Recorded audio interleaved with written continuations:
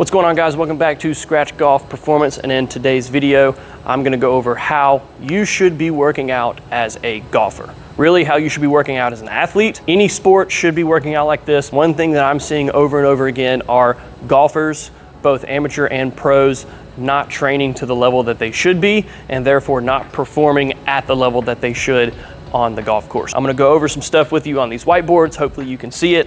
I'll plug in some better shots of it in the edit, but without further ado, let's get right into it. Obviously, we're going over how to work out for golf, but like I said in the intro, this applies to all sports. So if you found your way to this video, make sure to like and subscribe, and if you don't play golf, still watch this video. You need to be working out like this. Going back to golf specifically, golfers equal athletes. We should be training like one. Athletes are training year-round in either 6, 8, 10, or 12-week cycles. Athletes and trainers of athletes will look at the year ahead of time. They'll look at the schedule, they'll look at in golf cases, they'll look at the tournaments, and they'll program accordingly for the entire year. A lot of athletes, they'll train in 12-week cycles. Us at our gym, we train in 8-week cycles. It's really important that you plan in macro cycles and predetermine how long you need to train. Then within that year, you're planning these cycles around these specific blocks. Every athlete in every sport has a season. They have a period of time that they compete in. You want to program all of your training around that in-season time. You have what's called an off-season. That is when you have nothing going on. You're not playing in anything important. You might be playing in some local tournaments, you might be playing just for fun, but you have nothing that needs serious attention that you are competing in. Then you have your preseason. That is a certain period of time where you are getting prepared for the actual season of tournaments that you have ahead, or games. You have your in-season. All right, that's the long stretch of performance where we need to maintain what we worked on, and then you have your deload. I recommend every athlete take a month, maybe a little bit less, to just do no training, no working out, no golf, no nothing, and just take a rest. Let that body recover. You are going to regress just a little bit, but we'll talk about why that's important later. But mainly, rest, do absolutely nothing. That's your deload cycle. Wherever you're at athletic-wise, you're going to have a starting point. And this is your off-season. We're trying to gain as much muscle, as much strength, as much power, and as much skill as we can in this off-season. We usually start with hypertrophy, so getting the muscle bigger, then we'll move on to strength, getting the muscle stronger, and then we'll move into the pre-season phase, which is the peak week, or the peak phase, where we're trying to perfect all of the movements that we've been working on and almost maximally execute those movements. Then we go into our in-season. That's that long stretch of maintaining what we accomplished in the off-season and the preseason. One thing that I see in athletes all the time, and we have tons of data to support this, is people will improve and get really, really good at their specific sport, whatever they're training for, and then they'll just stop training in the in-season. What that does is you regress really fast over time. You'll end up back at this point, and you increase risk of injury. So if you're not training, you're gonna try and perform at a high level when your training is not at the high level, and you're gonna have an increased risk of injury. When you have your deload or your off time period, you're gonna regress, but you're not gonna regress to this point. So see how I started here and I finished my season here in my deload? All right, then I'm gonna restart. I'll go up, do my off season for the next year, my preseason. I'll just keep going up and keep increasing in performance, hypertrophy, strength, power, all of that stuff. But if you follow this in these macro cycles, all right, that's going to benefit you long term and help you play whatever sport better over a longer period of time. And then down here, this is kind of the order that we train. Number one, in this entire year-long macro cycle, and then in these periodic macro cycles. You always want to train muscle size, so hypertrophy, getting the muscle bigger, and then you want to utilize that bigger muscle to increase strength. It's like putting a bigger engine in your car. You want to put a bigger engine in your car so it can pull more and go faster. That's what we're trying to do. And then we're going to use the muscle size and the strength that we gained from those bigger muscles to increase power output. So that's the speed, that's the strength, We're trying to increase those two things to increase power output, and then that's ultimately going to improve performance. And if you notice, not a whole lot of golfers have a lot of muscle size on them because I don't think they're doing a proper hypertrophy and strength off season.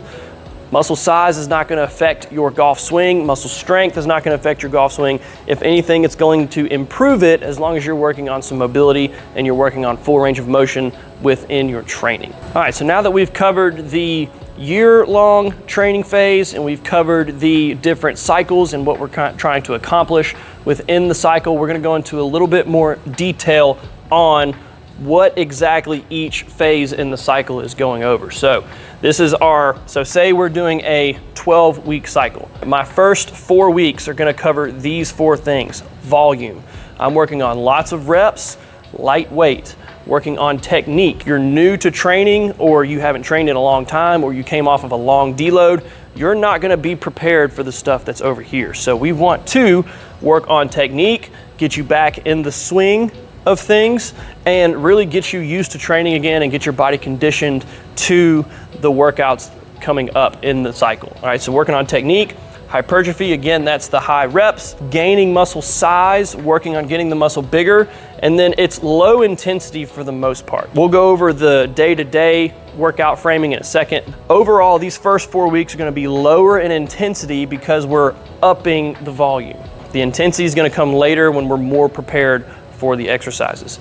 Now we're gonna go into the strength. So we've moved out of the volume for the first 4 weeks. Now the next 4 weeks, we're going into the strength phase. If I had to put some reps on it, we're usually working, 12 reps, working maybe down to 8 reps. And then once we get out of the volume phase, then we start phasing into the strength phase. So we start lowering the reps, maybe 6s, 5s, 4s, and then we're upping the weight. So we're trying to switch out of muscle building and more into muscle recruitment, nervous system adaptations, and moving into some heavier lifts.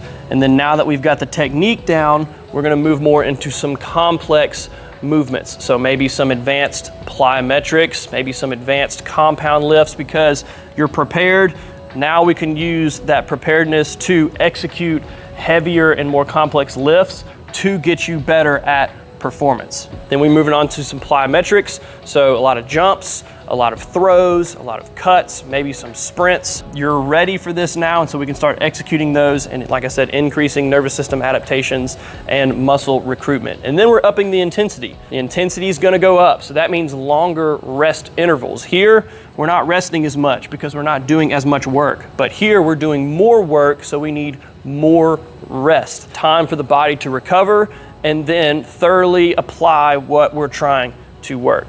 So that's weeks 4 through 8 if we're doing a 12-week cycle. And then the last one, that's gonna be the peak phase, the pre-season, using everything that we worked and just rolling into season with this peak and last 4 weeks of the cycle. So now we're doing maximal lifts, trying to work on max strength. Now we're trying to work on max velocity. So maximum throws, maximum jumps, maximum sprints to increase power output, and then the intensity's there. So here in this cycle, we might be doing, 10, that marker sucks, to 20 sets per week on maybe chest or back or squats. Here, we're gonna be doing, 1 to, maybe 5 or 6 sets per week of max intensity lifts, throws, jumps, stuff like that. So the volume goes down, but the intensity goes up. And that chart is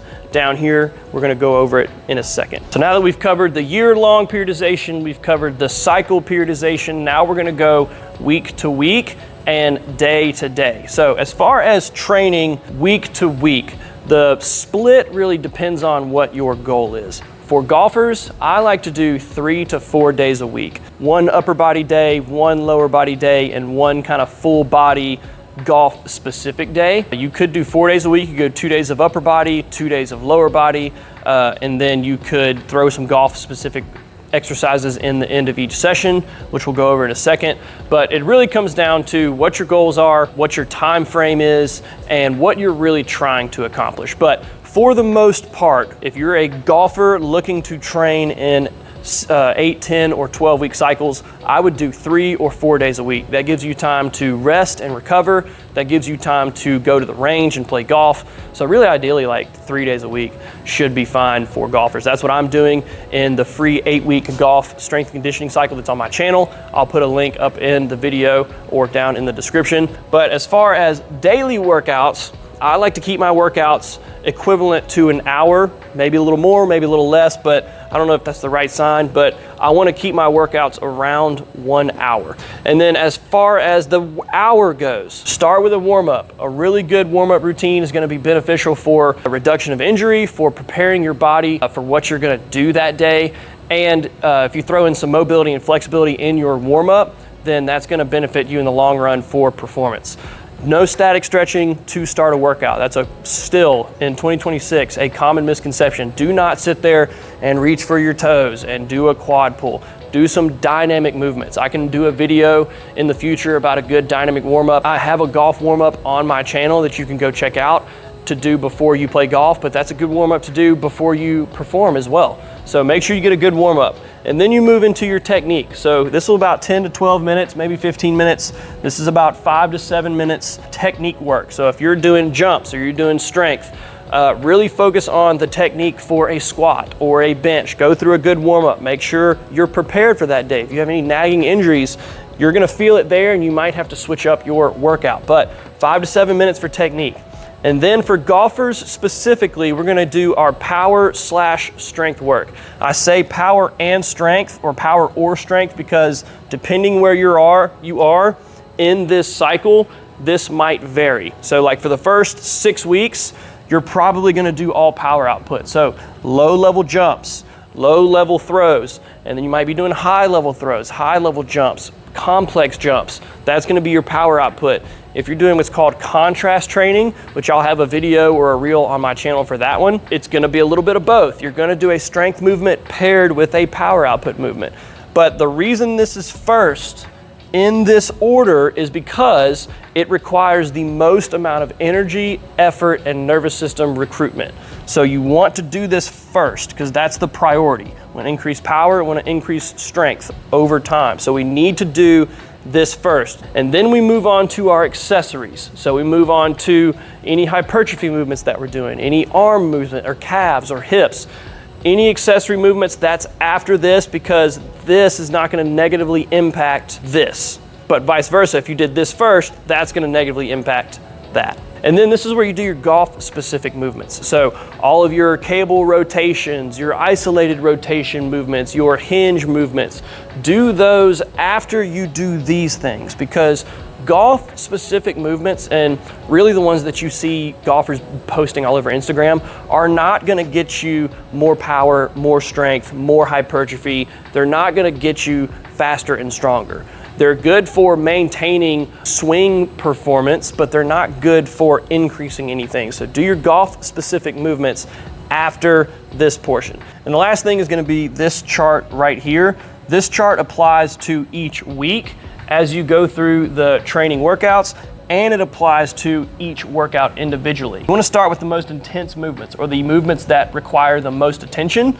And then as you go through the hour and as you go through the week, the intensity is going to go down, because your body is not going to be able to maintain that level of intensity for a long period of time. And if you try to, that's going to increase injuries and then reduce performance. So as the hour goes on and the week goes on, your intensity of the movements goes down, and then the volume of the movements go up. So if you increase the volume, you still maintain that same work capacity as you would if you were doing intense movements. So for example, if we go back to the bench press movement, if we're doing 5 or 4 reps on the bench press, that's a more intense movement that requires more power output and work capacity. We're gonna start with that in the hour, and then as we go through the workout, I'm gonna increase the volume and maybe switch to a dumbbell incline or push-ups. But if I kept those push-up variations at 5 reps, the work capacity is not going to be the same. So I can increase the volume and do a less intense movement and still maintain that work capacity. It's the same thing throughout the week. So let's take, for example, the back squat. If I saved my max back squat for Friday